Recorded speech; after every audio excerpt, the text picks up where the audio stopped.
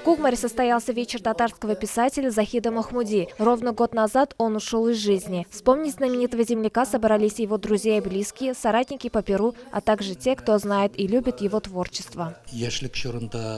В молодости, когда он еще работал в редакции «Трудовая слава», его тянуло к творчеству. Он играл на разных музыкальных инструментах. Мы оба творческие люди, и общих тем у нас было много.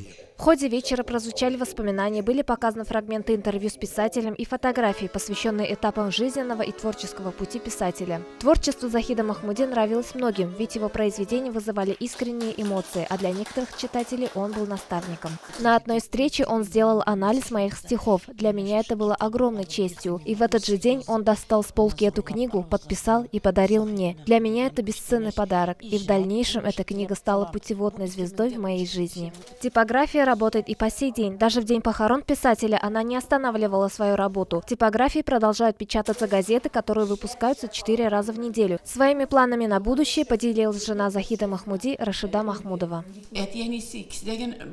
Родители Захида родом из Балтасинского района, поэтому в селе Бурбаш совместно с Джалиль Хазратом в доме, где жила его мама, хотим сделать музей. Некоторые его личные вещи, а также рукописи будут в нем экспонатами. Адиля Шакирова, Марат Сабирзянов. Новости Татарстана.